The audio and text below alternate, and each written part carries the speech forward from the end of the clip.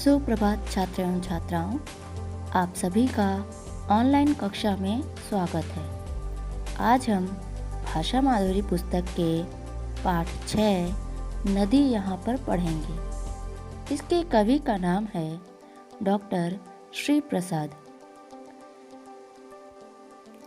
कवि ने इस कविता में नदी का पहाड़ों से निकलकर मैदानी भाग में आना और निरंतर चलते रहने का वर्णन किया है। नदी की यात्रा लगातार चलती है और अंत में वह सागर से मिल जाती है। आइए अब हम कविता पढ़ते हैं और इसके अर्थ को समझते हैं।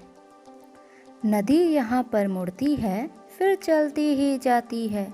चलते चलते सागर को आखिर में वह पाती है। मिलती लंबी राह उसे, देती है सबको पानी। सींच सींच कर खेतों को फसल बनाती है धानी। पढ़े गए अंशों को समझ लेते हैं। नदी पर्वत से निकलकर मोड़ से आगे बढ़ती है और चलते चलते वह अंत में सागर को प्राप्त करती है। पर्वत से निकलकर वह लंबी राह यानी रास्ते से गुजरते हुए जाती है। रास्ते में वह सभी को पानी देती है। खेतों की सिंचाई भी करती है। खेतों की सिंचाई होने से फसल तैयार हो जाती है। यहाँ प्रयोग किया गया शब्द धानी, जिसका अर्थ होता है हल्का हरा, यानी जब सिंचाई होती है तो फसल तैयार हो जाती है और खेतों में हरे रंग की फसल लहराने लगती है। अब आगे की पंक्तियों को पढ़ते हैं। चलती किसी जगह सीधी, टेढ़ी होती कहीं कहीं। लहर उठाती जाती है लेकिन थकती कहीं नहीं। कहीं करारों में छिपती, मैदानों में आती है। खेल खेलती लुका छिपी, बिल्कुल ही खो जाती है। कविता के इस अंश में नदी के आकार के विषय में बताया गया है। नदी कभी सीधी कभी टेढ़ी होती है, यानी उसका आकार हमेशा बदलते रहता है। कभी उसकी लहरें ऊंची होती है परंतु वह थकती नहीं है, लगातार आगे बढ़ती रहती है। कभी वह करारों यानी गड्ढों में छिप जाती है, कभी मैदान में आती है। कभी कभी तो वह बिल्कुल दिखाई नहीं देती। ऐसा लगता है जैसे वह लुका छुपी का खेल खेल रही हो। अब आगे की पंक्तियों को पढ़ते हैं।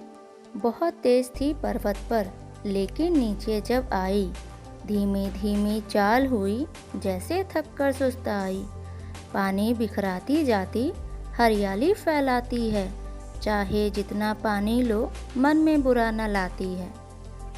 पढ़े गए अंशों को समझ लेते हैं। नदी का बहाव पर्वत पर बहुत तेज होता है, पर जब वह नीचे मैदान में आती है तब उसकी चाल धीमी हो जाती है। ऐसा लगता है मानो वह थक गई हो और इसी कारण वह धीरे धीरे आगे बढ़ती है। वह निरंतर आगे बढ़ते हुए सबको पानी देती है। उसके कारण ही चारों ओर हमें हरियाली दिखाई देती है। नदी का जल जितना भी लो, वह मन में कभी बुरा भाव नहीं लाती। वह निस्वार्थ भाव से सबको पानी देती है। कविता के अंतिम अंश को पढ़ते हैं। किसे पता है आई कब, मगर रहेगी चलती ही। एक दिए सी जगर मगर, सदा रहेगी जलती ही। सागर में मिल जाने पर फिर बन जाती है सागर। तब तक चलती रहती है रात और दिन धरती पर। कवि कहते हैं, पता नहीं नदी कब अस्तित्व में आई। यह बात कोई नहीं जानता, मगर वह सदा चलती रहेगी।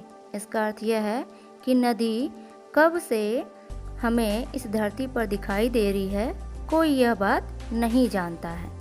वह एक दीपक की तरह जगमग करके सदा जलती रहेगी।